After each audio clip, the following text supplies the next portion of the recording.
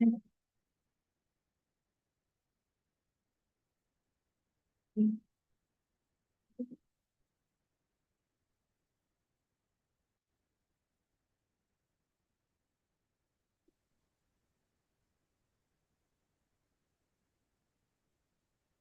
Krishna Krishna Krishna Hare Hare Hare Rama Rama Rama Hare Hare. ISKCON Shri Shri Radha గోవిందాలయం, Mangalore, Karnataka వారి తరపున 18 రోజుల్లో భగవద్గీత అవగాహన క్లాసులకి అందరికీ కూడా స్వాగతం. నిన్న మనము దైవాసుర సంపద్ విభాగ యోగం అంటే దైవుల దైవీ గుణాలు, అట్లాగే అసురీ గుణాలు, వాళ్ళిద్దరి మధ్య ఆ గుణాలకు సంబంధించి కొన్ని వివరణలు అయితే మనం చూడటం జరిగింది.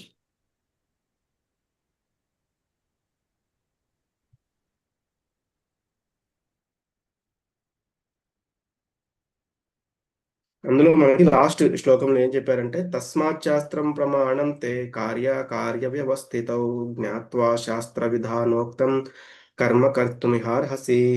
అంటే మనిషి శాస్త్ర ప్రమాణము ద్వారా ఏది కార్యమో ఏది అకార్యమో తెలుసుకోవాలి. అంటే అట్టి విధానాలను అతడు తెలుసుకొని క్రమంగా ఉన్నతిని పొందే కర్మలు చేయాలి. అంటే ఏది చేయవలసిన కార్యము, ఏది చేయకూడని కార్యము అని తెలుసుకున్న తర్వాత దాన్ని చేయాలన్నమాట. కాబట్టి చేయకూడని కర్మలు చేయకూడదు అనేది నిన్న మనం చూసాము. ఈ అధ్యాయం పేరు 17వ అధ్యాయం పేరు శ్రద్ధాత్రయ విభాగ యోగములు. ముందుగా గురు ప్రణామాలు. ఓం అజ్ఞానతిమిరాంధస్య జ్ఞానాంజనశలాకయా చక్షురున్మిలితం యేన తస్మై శ్రీ గురవే నమః. శ్రీచైతన్యమనోభీష్టం స్థాపితం యేన భూతలే స్వయం రూపः కదా మహ్యం దదాతి స్వపదాంతికం. వందేహం శ్రీగురో శ్రీయుతపదకమలం శ్రీగురూన్ వైష్ణవాంశ్చ శ్రీరూపం సాగ్రజాతం సహగణ రఘునాథాన్వితం తం సజీవం సాద్వైతం సావధూతం పరిజన సహితం కృష్ణ చైతన్యదేవం శ్రీరాధా కృష్ణపాదాన్ సహగణ లలితా శ్రీ విశాఖాన్వితాంశ్చ. నమామోం విష్ణుపాదాయ కృష్ణప్రేష్ఠాయ భూతలే శ్రీమతే భక్తివేదాంత స్వామినితి నామినే. నమస్తే సారస్వతే దేవే గౌరవాణి ప్రచారిణే నిర్విశేష శూన్యవాది పాశ్చాత్య దేశతారిణే.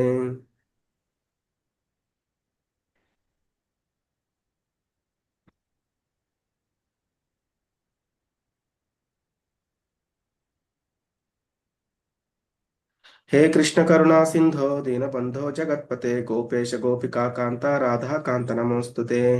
తప్త కాంచన గౌరాంగి రాధే వృందావనేశ్వరి వృషభానుసుతే దేవి ప్రణమామి హరిప్రియ. వాంఛాకల్పతరుభ్యశ్చ కృపా సింధుభ్య ఏవ చ పతితానాం పావనేభ్యో వైష్ణవేభ్యో నమో నమః.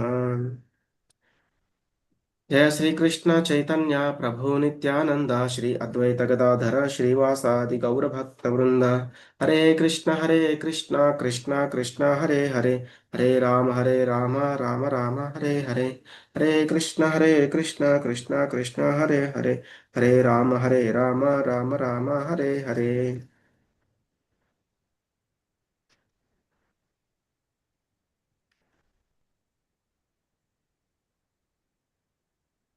ఇందాక మనం చూసాము లాస్ట్ ఆ 16వ అధ్యాయం లాస్ట్ శ్లోకంలో తస్మాత్ శాస్త్రం ప్రమాణంతే కార్యాకార్య వ్యవస్థితౌ.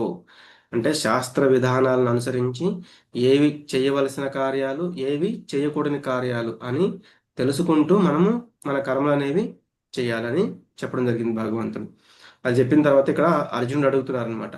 అర్జున ఉవాచ ఏ శాస్త్ర విధిముత్సృజ్య యజంతే శ్రద్ధయాన్వితాః తేషాం నిష్ఠాతు కా కృష్ణ సత్వమాహో రజస్తమః. అర్జునుడు అడిగాడు, ఓ కృష్ణ, శాస్త్ర విధులను పాటింపక తమ స్వంత కల్పన ప్రకారము శ్రద్ధ విశ్వాసములతో పూజలు చేసే వారి పరిస్థితి ఏంటి?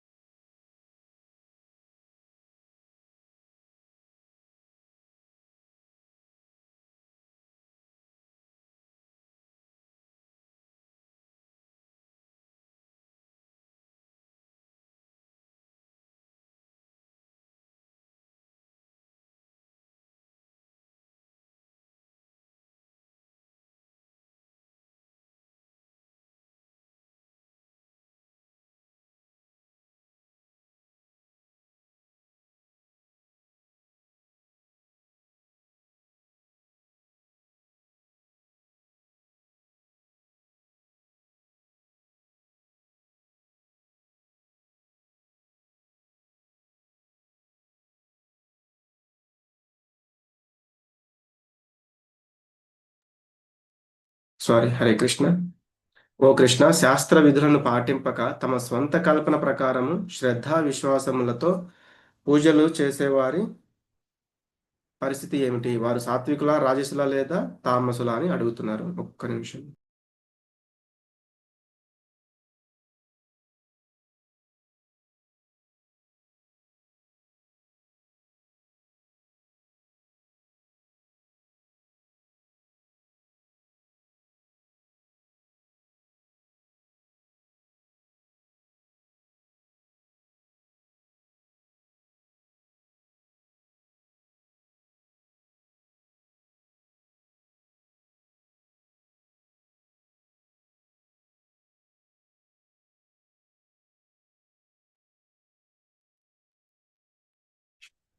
హరే కృష్ణ, వాయిస్ వస్తుందా?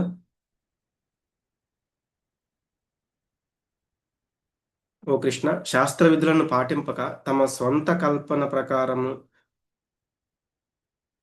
శ్రద్ధా విశ్వాసములతో పూజలు చేసేవారి పరిస్థితి ఏమిటి? వారు సాత్వికుల, రాజసుల లేదా తామసుల అని అర్జునుడు అడుగుతున్నారు.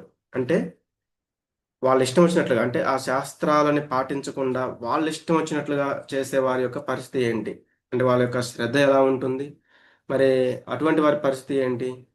అలాగే వాళ్ళ ఇష్టం వచ్చినట్లుగా పూజలు చేసుకోవడము, అటువంటి వాళ్ళు సాత్వికుల, రాజసుల లేదా తామసుల, అంటే మూడు గుణాలలో వాళ్ళు దేనికి సంబంధించిన వారు అని అడుగుతున్నారు. హరే కృష్ణ. మాతాజీ, ఏదైనా నా వాయిస్ రాకపోతే మాత్రం మెసేజ్ చేయండి. మీరు మెసేజ్ చేస్తే నేను ఓపెన్ చేయాల్సి వస్తుంది, ఓకే, నా వాయిస్ రావట్లేదేమో అని. శ్రీ భగవానువాచ త్రివిధా భవతి శ్రద్ధా దేహినాం సా స్వభావజా సాత్వికీ రాచసీ చైవ తామసీ చేతి తాం శృణు. శ్రీకృష్ణ భగవాన్ పలికెను, దేహధారి అయిన జీవుడు తను పొందిన ప్రకృతి గుణములను బట్టి శ్రద్ధ సాత్వికము, రాజసము లేదా తామసము అను మూడు రకాలుగా ఉండును. వాటిని గురించి ఇప్పుడు వినుము.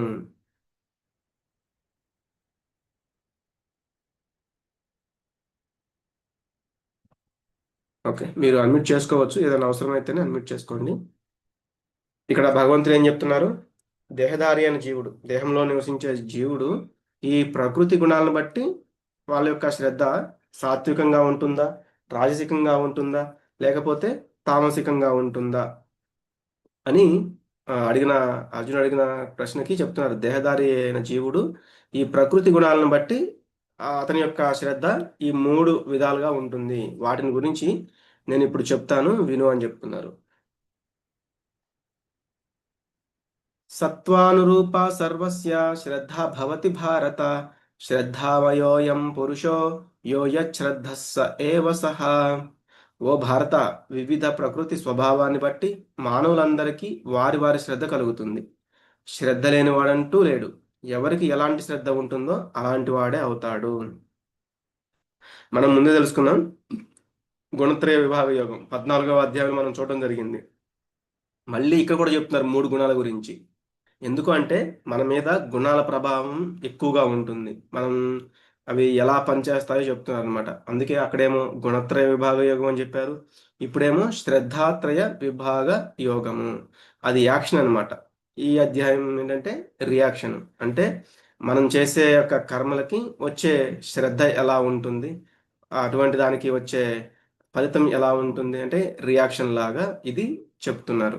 అంటే మనం ఎన్నో జన్మలుగా ఈ దేహాలు తీసుకుంటూ ఉండడం వల్ల మనం ఏదో ఒక గుణానికి, సత్వగుణానికో, రజోగుణానికో, తమో గుణానికో, వాటికి అనుగుణంగా మనం నడుస్తూ ఉంటాము.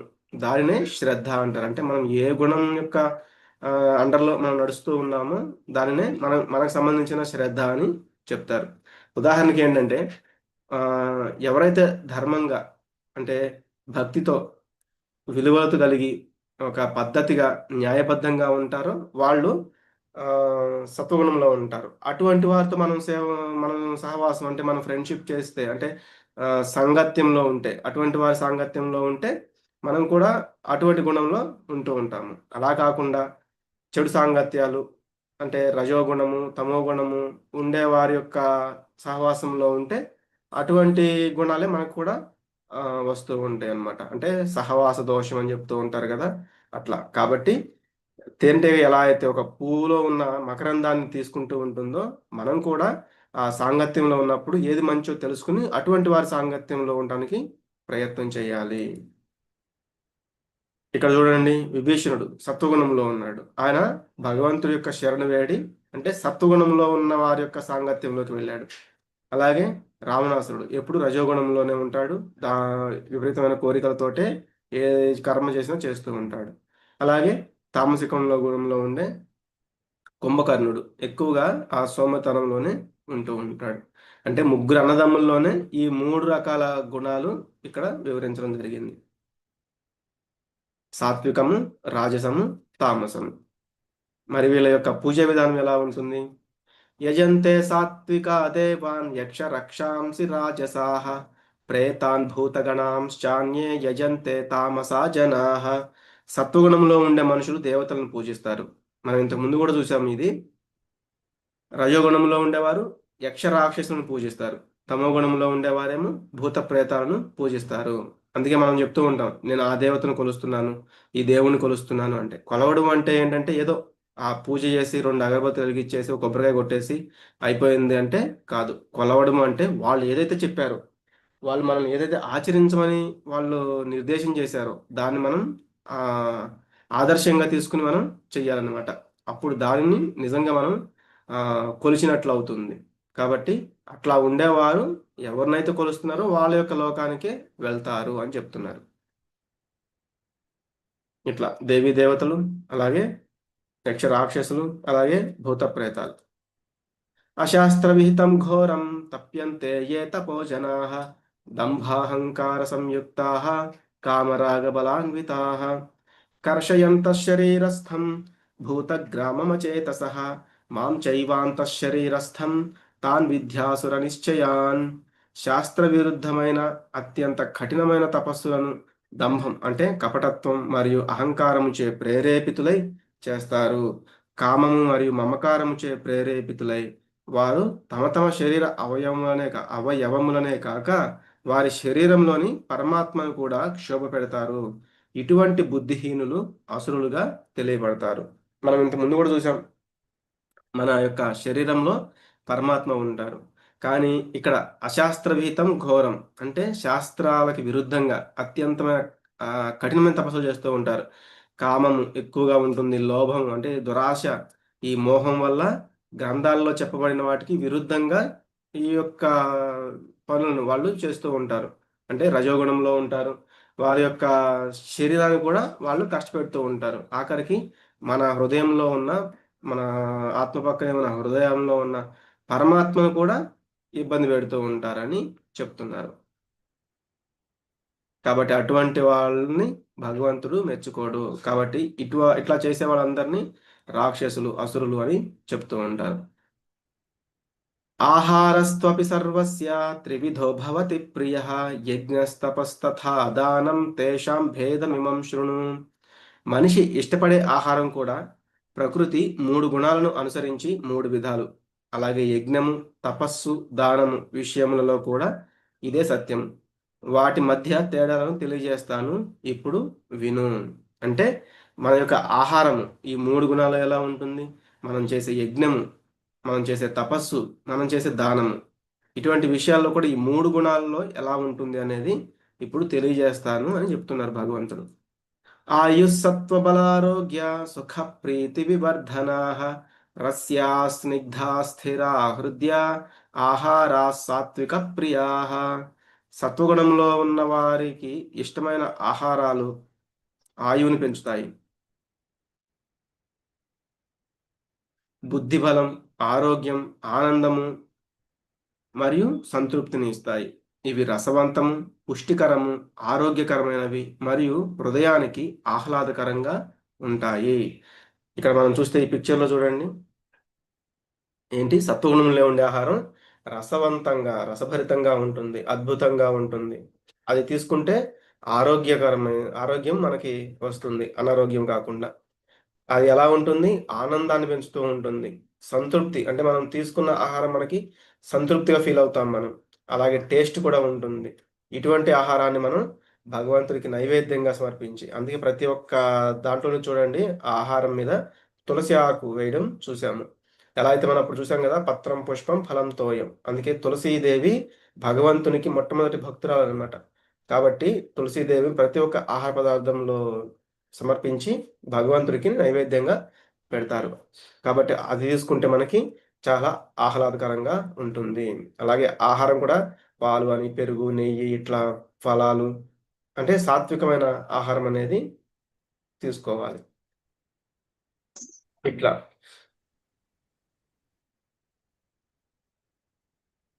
ఇప్పుడు రజోగుణం. కట్వం లవణాత్యుష్ణ తీక్ష్ణ రూక్ష విదాహినః ఆహారా రాజసస్యేష్ట దుఃఖ శోకామయ ప్రదాహ. చాలా చేదుగా, చాలా పుల్లగా, ఉప్పగా, వేడి, పదునైన, పొడి మరియు దహనం చేసే ఆహారాలు రాజస గుణం ఉన్న వారికి ప్రియమైనవి. ఇటువంటి ఆహారాలు బాధ, దుఃఖము మరియు రోగాన్ని కలిగిస్తాయి. కట్వంలో లవణాత్యుష్ణ అంటే చాలా చేదుగా, చాలా పుల్లగా, అతి చేదుగా ఉంటాయి. చాలా ఉప్పుగా కూడా ఉంటూ ఉంటాయి. అన్నీ కూడా ఎక్కువగా ఉంటుందన్నమాట. వీటిని తినటం వల్ల ఏమవుతుంది? మనకి కడుపులో మంటలు, వికారము, గ్యాస్ ట్రబుల్స్, అల్సర్‌లు ఇటువంటివన్నీ జబ్బులని తీసుకొస్తూ ఉంటుందన్నమాట. మనం ఎగ్జాంపుల్‌గా చూస్తే ఆ యొక్క ఫాస్ట్ ఫుడ్ సెంటర్స్, చాలా చాలా రెస్టారెంట్లు వీటిలన్నిటిలో కూడా ఎక్కువగా ఈ రజోగుణానికి సంబంధించిన ఆహారమే మనకి వడ్డిస్తూ ఉంటారు. యాతయామం గతరసం పూతిపర్యుషితం చ యత్ ఉచ్ఛిష్టమపి చామేధ్యం భోజనం తామస ప్రియం. తినడానికి 3 గంటలకు ముందు తయారు చేసిన ఆహారము రుచిలేని, కుళ్ళిన, వాసన పట్టిన మరియు ఇతరులు తినగా మిగిలినవి అంటరాని వస్తువులతో కూడిన ఆహారం తామస గుణమున్న వారికి ప్రియమైనది. అంటే ఒక 3 గంటల ముందు. అందుకే ప్రహర్ అంటారనమాట. అంటే 3 గంటల ముందు వండిందేదుందో, అలాగే మాంసాహారం అని, లేకపోతే ఈ ఆహారం రుచి లేనిది, కుళ్ళింది, ఇదంతా మనం ఇక్కడ చూస్తున్నదంతా కూడా బూజు పట్టినవి, ఫంగస్ వచ్చినవి, ఇవంతా కూడా ఏంటంటే తమో గుణం. వాటిని ఫ్రిడ్జ్‌లో పెట్టేసి చాలా హోటల్స్‌లో, చాలా వాటిల్లో మనకి వడ్డిస్తూ ఉంటారు. అది మనకి ఆ సంగతి తెలీదు. అది ఫ్రెష్ అన్నట్లుగా మనం తినేస్తూ ఉంటాము. దాని ద్వారా జబ్బులనేవి వచ్చేస్తూ ఉంటాయి. You are what you eat. అంటే మనం ఏదైతే తింటున్నామో దాన్ని బట్టే మన యొక్క ఆరోగ్యము, అనారోగ్యము, మన యొక్క ఆహారం అంటే ఆహారాన్ని బట్టే మన యొక్క ఆకృతి కూడా ఉంటుంది అని చెప్తున్నారు. అఫలాకాంక్షిభిర్యజ్ఞో విధిదిష్టో య యుజ్యతే యష్టవ్యమేవేతి మనః సమాధాయ స సాత్వికః. శాస్త్ర గ్రంథాల యొక్క ఆదేశాల ప్రకారం విధిగా ప్రతిఫలం కోరుకోని వారు మనసులో దృఢ సంకల్పముతో చేసే యజ్ఞము సత్వగుణముతో చేయబడినట్టిది. అంటే ఇప్పటివరకు మనం ఆహారం ఆ 3 గుణాలలో ఎలా ఉంటుంది? ఆ 3 గుణాల నుంచి చూసాము. ఇప్పుడు యజ్ఞము ఈ 3 గుణాల్లో ఎలా ఉంటుందనేది చెప్తున్నారు. శాస్త్ర గ్రంథాల యొక్క ఆదేశాల ప్రకారం. అందుకే మనకు భగవద్గీతలో చెప్పారు. 10వ అధ్యాయంలో చూసాం. యజ్ఞానాం జపయజ్ఞోస్మి అని చెప్పారు భగవంతుడు. నేను యజ్ఞాలలో జపయజ్ఞాన్ని అని. కాబట్టి ఆ శాస్త్ర గ్రంథాల ప్రకారం మనం ఈ యజ్ఞం అనేది చేస్తూ ఉండాలి. భగవంతుని సంతృప్తి కొరకు చేయాలి ఏం చేసినా కూడా, ఏ యజ్ఞం చేసినా కూడా. కానీ మనకేమొస్తుంది అని ఆలోచించకుండా చేసేది ఈ జపయజ్ఞం. కాబట్టి ఈ సంకీర్తన యజ్ఞం అనేది ఈ కలియుగానికి ఇవ్వబడింది. హరే కృష్ణ హరే కృష్ణ కృష్ణ కృష్ణ హరే హరే హరే రామ రామ రామ హరే హరే అనే ఈ యజ్ఞం మనకి ఇవ్వబడింది కలియుగంలో. అభిసంధాయతు ఫలం దంభార్థమపి చైవ యత్ ఇజ్యతే భరత శ్రేష్ఠ తం యజ్ఞం విద్ధి రాజసం. ఓ భరతశ్రేష్ఠ, ప్రతిఫలాపేక్షతో అహంకారంతో చేయబడి యజ్ఞము రజోగుణం యొక్క స్వభావమని నీవు తెలుసుకోవాలి. ఇక్కడ ఏంటంటే ఈ రజోగుణంలో ఉన్న వాళ్ళు ఎట్లా ఉంటుంది? ప్రతిఫలాపేక్ష. అంటే నేను ఈ యజ్ఞం చేస్తే నాకేమొస్తుంది అని, అలాగే అహంకారంతో నా దగ్గర ఉంది కదా అని అహంకారంతో చేసేయడం. ఇదంతా కూడా రజోగుణం కనమాట. చాలామంది ఈ యజ్ఞాలు చేస్తూ ఉంటారు. చండీ యాగం, జాబ్ రావాలి, ప్రమోషన్ రావాలి, ఉన్నతమైన పదవి రావాలి. ఇట్లా పొలిటీషియన్స్ కూడా ఎక్కువగా చేస్తూ ఉంటారు. అలాగే ధనం కోసమేమో లక్ష్మీదేవి యాగం. ఏదో ఒక కోరికలు ధనం కావాలి. ఇట్లా ఒక యజ్ఞం చేస్తే ఒకటొస్తుంది. ఒక యజ్ఞం చేస్తే ఒకటొస్తుందని కోరికల కోసం చేసే యజ్ఞం. ఇది రజోగుణం అన్నమాట. అలాగే ఇంకా ఏదో ఒక గర్వంతో డబ్బుంది కదా అని యజ్ఞాలు చేస్తూ ఉంటారు కొంతమంది. అదంతా కూడా గర్వము, పాపం అని చెప్తారు. అటువంటి యజ్ఞము దేనికి పనికిరాదు. అది రజోగుణానికి సంబంధించింది. విధిహీనమసృష్టాన్నం మంత్రహీనమదక్షిణం శ్రద్ధావిరహితం యజ్ఞం తామసం పరిచక్షతే. నిర్దేశాల పట్ల గౌరవం లేకుండా, ప్రసాద వితరణం లేకుండా, వేదమంత్ర ఉచ్చారణ లేకుండా, దక్షిణ లేకుండా అశ్రద్ధతో ఆచరించే యజ్ఞాన్ని తామస యజ్ఞం అని చెబుతారు. అంటే శాస్త్ర నిర్దేశాల పట్ల గౌరవం ఉండదు, వాళ్ళకి ఇష్టం వచ్చినట్టుగా చేస్తూ ఉంటారు. అలాగే అక్కడ ఒక యజ్ఞం జరిగింది అంటే ప్రసాదాన్ని వితరణ చేయాలి. ఎందుకంటే అది భగవంతుడు సమర్పించిన నైవేద్యం కాబట్టి ఆ ప్రసాదం తీసుకున్నా కూడా అందరికీ ఆ భగవత్ కరుణ, భగవత్ కృప దొరికే అవకాశం ఉంటుంది. కానీ అలా కాకుండా ఆ ప్రసాద వితరణ కూడా జరగకపోతే అది కరెక్ట్ కాదు. అలాగే వేద మంత్ర ఉచ్చారణ లేకుండా, అలాగే బ్రాహ్మణులకి దక్షిణ ఇవ్వకుండా అశ్రద్ధగా ఏదో చేస్తున్నాము అన్నట్లుగా చేయడం అది కూడా కరెక్ట్ కాదు అని చెప్తున్నారు. అందుకే మనం చూస్తాం కొన్ని పండుగలప్పుడు డీజేలు పెట్టేసి రోడ్ల మీద సినిమా పాటలు పెట్టేసి ఇష్టం వచ్చినట్లు డాన్సులు, అలాగే మద్యం తీసుకుంటారు, డ్రగ్స్ తీసుకుంటారు వాళ్ళు. ఇటువంటి ఆ డీజేలు అన్ని పెట్టి కూడా అందరినీ ఇబ్బంది పెడుతూ ఉంటారు వాళ్ళు. ఆ, ఏదో సుఖాన్ని పొందినట్లుగా వాళ్ళు ఇష్టం వచ్చినట్లు చేస్తూ అందరిని ఇబ్బంది పెడుతూ ఉంటారనమాట. ఇప్పుడు తపస్సు గురించి చూద్దాం. దేవద్విజ గురు ప్రాజ్ఞ పూజనం శౌచమార్జవం బ్రహ్మచర్యమహింసా చ శారీరం తప ఉచ్యతే. దేవతలను, బ్రాహ్మణులను, గురువులు, తల్లిదండ్రులు వంటి పెద్దలను పూజించడం, పవిత్రంగా ఉండడం, శుచిత్వము, సరళత్వము, బ్రహ్మచర్యము, అహింస అనేవి శరీరంతో చేసే తపస్సులని చెబుతారు. అంటే ఇట్లా మనం అంతా కూడా దేవతలని, అలాగే బ్రాహ్మణుల్ని, పెద్ద పెద్ద వాళ్ళందరినీ కూడా మనం ఆరాధిస్తూ ఉండాలి. అలాగే తల్లిదండ్రులని, ఇటువంటి వాళ్ళని పూజిస్తూ ఉండడం, ఇదంతా కూడా ఆ, ఈ శరీరంతో చేసే తపస్సు అని చెప్పబడుతుంది. ఎందుకంటే మనం ఈ యుగంలో తపస్సులు చేయడానికి మనకి అనుకూలం కాదు కాబట్టి ఇవన్నీ కూడా నిజమైన తపస్సులు. ఇదేమో శరీరంతో చేసే తపస్సు. అలాగే నిజాయితీగా మాట్లాడము, నిజాయితీగా కూడా అంటే ఆ ఆ నిజాయితీతో మాట్లాడేటప్పుడు కూడా మనము ఇతరులని కష్టపెట్టకూడదు అనమాట. దాన్ని ఏమంటారంటే స్వాధ్యాయాభ్యాసనం అంటారు. అంటే ఆత్మ సాక్షాత్కార జ్ఞానం అనేది కూడా మనం తెలుసుకోవాలి. అలాగే కృష్ణుడి గురించి మాట్లాడుతూ ఉండడం, అంటే భగవంతుడి గురించి మాట్లాడుతూ ఉండడం, అంతేగాని మనకిష్టం వచ్చినట్లుగా ఏవేవో మాట్లాడుతూ ఉండడం, ఈ భౌతిక విషయాల గురించి ఎక్కువగా మాట్లాడుతూ ఉండడం అది కరెక్ట్ కాదు. ఇంకా చెప్తూ ఉంటారు కదా, నేనే వారి పొజిషన్లో ఉండింటేనా నేను అంత చేసేవాడిని, ఇంత చేసేవాడిని, వాడు కాబట్టి సరిగ్గా చేయలేదు, నేనైతే ఇంకా చాలా బాగా చేసేవాడిని. ఇవన్నీ కూడా చాలా వ్యర్థమైన మాట అనమాట. అందుకే మనకు ఉపదేశామృతంలో చెప్తారు, వాచో వేగం మనసక్రోధ వేగం జిహ్వా వేగం ఉదరోపస్థ వేగం. అంటే ఆ వేగం అంటే స్పీడ్ని తగ్గించుకోవాలి, అంతేగాని నేను ఇప్పుడే చేయాలి, నేను ఇప్పుడే చెప్పేసేయాలి నా ఒపీనియన్ చెప్పేసేయాలి. దీన్నే వాచో వేగం అంటే ఎవరికి ఛాన్స్ ఇవ్వకుండా నేనే చెప్పేసేయాలి అనుకోవడం అనమాట. అనవసరంగా మాట్లాడుతూ ఉంటాం. మనం వాక్కులలో అదుపులో పెట్టుకోవాలి. నిన్న ఒక మాతాజీ అడిగారు కదా, అంటే వాక్ని, ఆ నాలుక, ఆ జిహ్వ, వాచో వేగాన్ని మనం అదుపులో పెట్టుకోవాలి. లేకపోతే మ్, చాలా ఇబ్బందులు. ఎందుకంటే ఆ నాలుకకి అని చెప్తుంటారు, ఎడ్జ్ అనేది అంటే నరం లేని నాలుక ఏదైనా మాట్లాడేస్తుంది అని అంటూ ఉంటారు. కాబట్టి దానివల్ల మనం ఇతరులను బాధ పెట్టినట్లు అవుతుంది, మనం కూడా అప్పుడప్పుడు బాధపడుతూ ఉంటాము.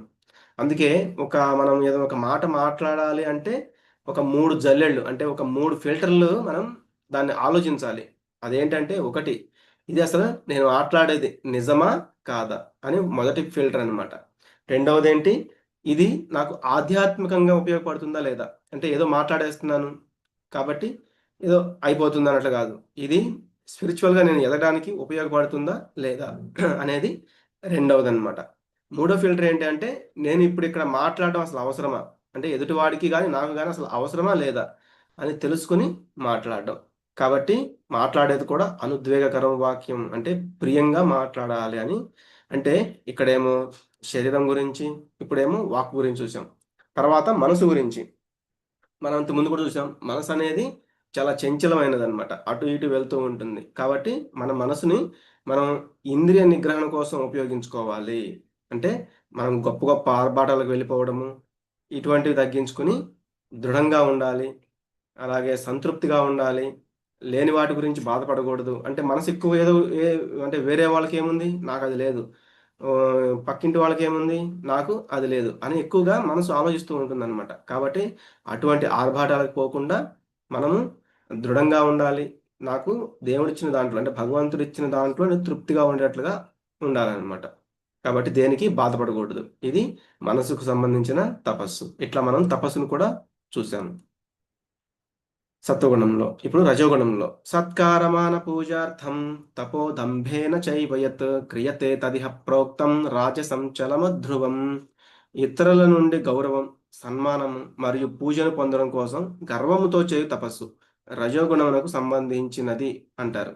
ఇది అస్థిరం మరియు అశాశ్వతము. కాబట్టి మనం ఇతరుల నుండి అంటే మనం ఏదో ఒకటి కోరుకుంటూ ఉంటాం. నేను ఇది చేస్తున్నాను కాబట్టి వాళ్ళు నన్ను సన్మానించాలి, వాళ్ళని గౌరవించాలి, వాళ్ళు పొగడాలి. నువ్వు చాలా బాగా చేశావు, నువ్వు కాకపోతే దీన్ని ఎవరు చేయలేరు అన్నట్లుగా ఫీల్ అయిపోతూ ఉంటారు అనమాట. అది రజోగుణాలు.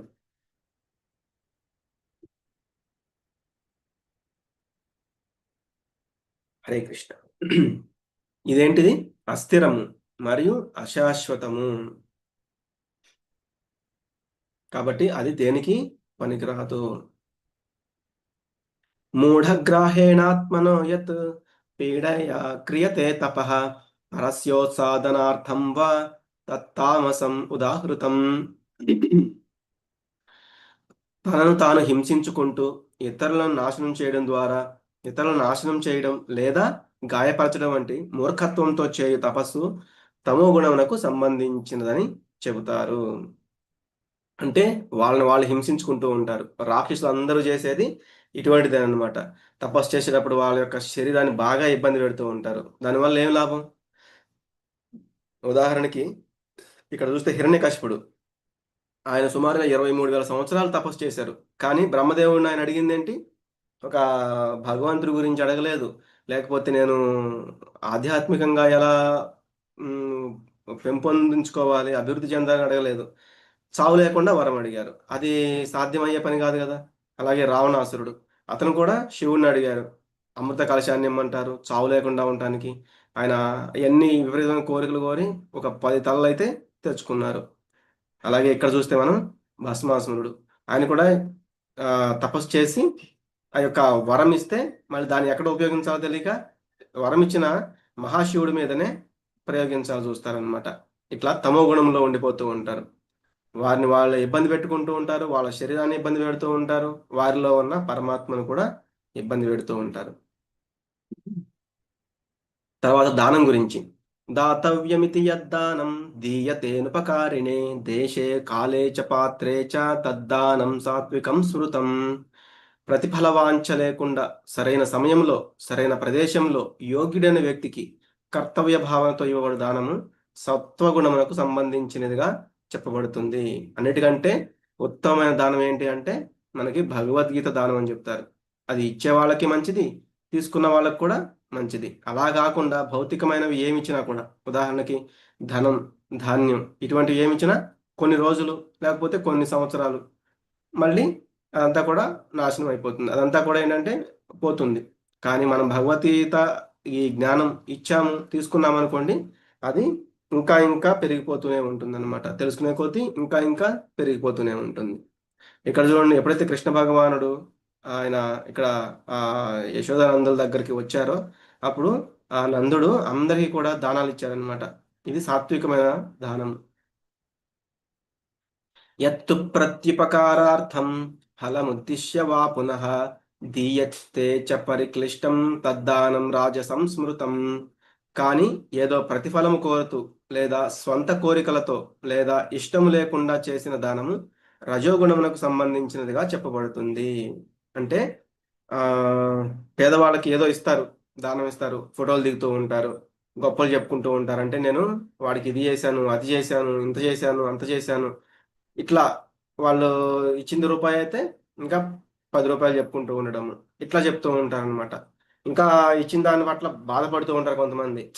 వాడికి అంత ఇవ్వకుండా ఉండాల్సింది, నా దగ్గర ఈరోజు వాడు ఇంత లాగేశాడు, అట్లా మాట్లాడుతూ ఉంటారు.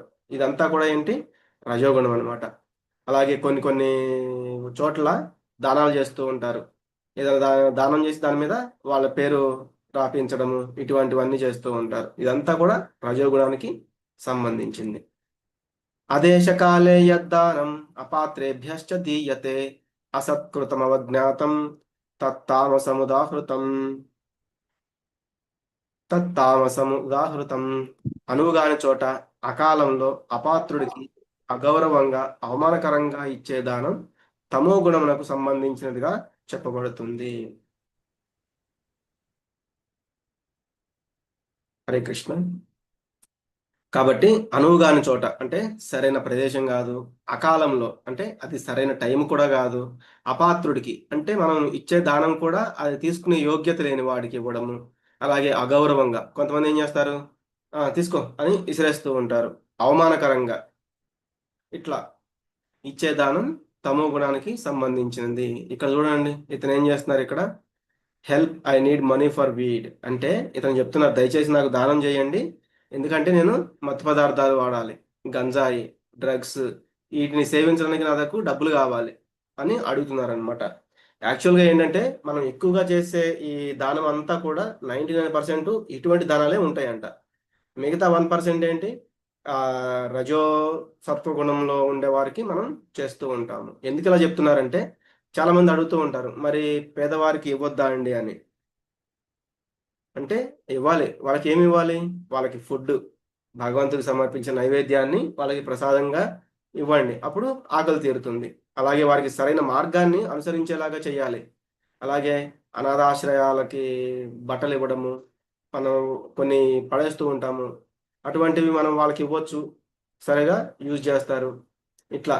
కానీ మనమేం ఆలోచిస్తామంటే సర్వరోగ నివారణి ధనమే అని మనం అనుకుంటూ ఉంటాము. కాబట్టి అడిగేవాడికి ఎంతో కొంత ధనం ఇచ్చేస్తే నాకు పుణ్యం వచ్చేస్తుంది అని ఆలోచిస్తూ ఉంటాము. కానీ అది కరెక్ట్ కాదనమాట. ఎందుకంటే వాళ్ళు ఆ ధనంతో ఏం చేస్తారు, చేయకుండా పనులు చేస్తూ ఉంటారు, దాన్ని వేటిగా ఉపయోగిస్తూ ఉంటారు. కాబట్టి దాన్ని ఏమంటారంటే అపాత్ర దానం. అది తామసిక గుణంలో చేసే దానం అవుతుంది. ఓం తత్సదితి నిర్దేశో బ్రహ్మణస్త్రివిధ స్మృత బ్రాహ్మణాస్తేన వేదాశ్చ యజ్ఞాశ్చ విహితాః పురా. సృష్టి ప్రారంభం నుండి ఓం తత్ సత్ అనే 3 పదాలు పరబ్రహ్మమును సూచించడానికి వాడబడ్డాయి. భగవంతుని సంతృప్తి కోసం వేద పఠనము మరియు యజ్ఞాలు చేయనప్పుడు బ్రాహ్మణులు ఈ 3 పదాలను ఉపయోగించారు. అంటే బ్రాహ్మణులు వేద మంత్రాలని చెప్పేటప్పుడు ఓం తత్ సత్ అనే ఈ మంత్రాలను చదువుతారు. ఎందుకు? అవి భగవంతుడిని సంతృప్తి పరచడానికి ఉంటాయన్నమాట. తస్మాదోమిత్యుదాహృత్య యజ్ఞదానతపక్రియాః ప్రవర్తంతే విధానోక్తాః సతతం బ్రహ్మవాదినాం. కాబట్టి యజ్ఞములు చేయడంలో, దానము ఇవ్వడంలో, తపస్సులు ఆచరించడంలో, వేద విధులు, వైదిక ఉపదేశాలను అనుసరిస్తూ ఎల్లప్పుడూ ఓంకారంతో ప్రారంభిస్తారు. అందుకే మనం చూసాము ప్రణవ మంత్రాల్లో నేను ఓంకారాన్ని అని భగవంతుడు చెప్పారు. కాబట్టి ఓం అనేది కూడా భగవంతుని యొక్క దాంట్లోనే ఉపయోగిస్తూ ఉంటారు. ఇది భగవంతుని చేరేందుకు మనకి ఋగ్వేదంలో ఇవ్వబడిందని చెప్తున్నారు. తదిత్యనభిసంధాయ ఫలం యజ్ఞతపక్రియాః దానక్రియాశ్చ వివిధాః క్రియంతే మోక్షకాంక్షిభిః. ప్రతిఫలములను ఆశించని వారు, ఈ భౌతిక బంధనముల నుండి విముక్తి పొందడానికి ప్రయత్నించేవారు తపస్సు, యజ్ఞము మరియు దానము చేసేటప్పుడు తత్ అన్న పదమును ఉచ్చరిస్తారు. అంటే ఈ తత్ అనే పదం ఏంటంటే చాందోగ్యోపనిషత్తు నుంచి తీసుకోబడింది. తత్వం అసి అని చెప్తూ ఉంటారు. తత్వం అసి అంటే తత్ అనే పదాన్ని మోక్ష పదంలో వెళ్ళడానికి వాడుతూ ఉంటారు. ఈ భౌతికమైన చిక్కులను మన నుంచి వేరు చేసేలాగా దాని అర్థం ఉంటుంది. సద్భావే సాధుభావే చ సతిత్యేతత్ ప్రయుజ్యతే ప్రశస్తే కర్మణి తథా సచ్చబ్ద పార్థ యుజ్యతే. సత్ అన్న పదానికి అర్థం సనాతనమైన అస్తిత్వము మరియు మంగళప్రదము అని. ఓ అర్జున, అది శుభప్రదమైన కార్యమును సూచించడానికి కూడా వాడబడుతుంది. యజ్ఞే తపసి దానే చ స్థితి సది చోచ్యతే కర్మ చైవ తదర్థీయం సదిత్యేవాభిధీయతే. యజ్ఞము, తపస్సు మరియు దానములు ఆచరించుటలో నిమగ్నం అవ్వటాన్ని కూడా ఈ సత్ అన్న పదము వివరిస్తుంది. కావున ఈ ప్రయోజనముతో ఉన్న ఏ పని అయినా సత్ అనబడుతుంది. అంటే ఎప్పుడైతే సత్ అంటే మనం భగవంతుని చేరాలి అని చేస్ అని పలుకుతూ ఉంటాము సత్ అనే పదాన్ని. ఇది కూడా చాందోగ్యోపనిషత్తు నుంచి తీసుకున్నారు. కాబట్టి శాశ్వతంగా అంటే సత్ అంటేనే ఏంటి, అసత్ అంటేనేమో అశాశ్వతము, సత్ అంటేనేమో శాశ్వతమైనది. కాబట్టి ఈ యొక్క పదాన్ని శుభప్రదమైన కార్యం సూచించడానికి కూడా ఉపయోగిస్తూ ఉంటారు. అలాగే మనము నిజమైన యజ్ఞము, తపస్సు, దానంలో ఆచరించడం నిమగ్నం అవడానికి కూడా ఈ సత్ అన్న పదము ఆ, వివరిస్తుంది. కాబట్టి ఈ ప్రయోజనంతో ఉన్న ఏ పనైనా కూడా సత్ అనబడుతుంది అని చెప్తున్నారు. అందుకే శంకరాచార్యులు వారు చెప్తారు, ఏదైతే ఆ అసత్తు అంటే అశాశ్వతంగా ఉందో దాని గురించి ఆయన ఏమని చెప్తూ ఉంటారు, మా కురు ధన జన యౌవన గర్వం హరతి నిమేషాత్ కాలాత్ సర్వం. అంటే మాకురు ధన జన యవ్వన గర్వం, అంటే ఈ ధనం అనేది మన వెనకాల ఉండే ఫాలోవర్స్, మన యవ్వనము, ఇదంతా ఈ గర్వం అనేది ఒక హారతి కర్పూరం వెలిగిస్తే అది ఎంతసేపు ఉంటుందో అంతసేపట్లో అది అయిపోతుంది అనమాట. కాబట్టి వాటిని చూసుకుని, అంటే అశాశ్వతమైన ధనాన్ని చూసుకుని, అశాశ్వతమైన జనాన్ని చూసుకుని, అశాశ్వతమైన యవ్వనాన్ని చూసుకుని మనం మురిసిపోతూ ఉంటాము. అది కరెక్ట్ కాదు. కాలం దానిని ఒక్క సెకండ్లో, ఒక క్షణంలో హరించి వేస్తుంది అని చెప్తారు. అశ్రద్ధయాహుతం దత్తం తపస్తప్తం కృతం చయత్ అసదిత్యుచ్యతే పార్థ నచ తత్ప్రేత్య నో ఇహ.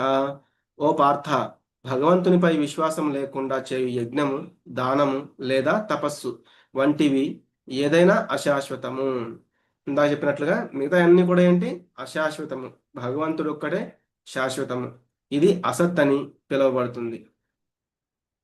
ఇది ఈ జన్మలో మరియు తర్వాతి జన్మలో పనికిరానిది. కాబట్టి మనము ఈ అసత్ అంటే అశాశ్వతమైన దాని గురించి పాకులాడుతూ ఉంటే, భగవంతునిపై విశ్వాసం లేకుండా ఉంటే, అది మనకి ఈ జన్మలోనూ మంచిది కాదు, వచ్చే జన్మలో కూడా మంచిది కాదు. ఎందుకు అంటే ఎట్లాగో మనం ఈ జన్మలో ఈ యొక్క వీటిలోనే ఈ యొక్క ధనము, జనము, యవ్వనము, గర్వము, లేకపోతే కామము, క్రోధము, లోభము, ఈ అరిషడ్ వర్గాలు వీటిలోనే చిక్కుబడిపోయి ఉన్నాం అనుకోండి, అప్పుడు నెక్స్ట్ లైఫ్ ఏది వస్తుంది?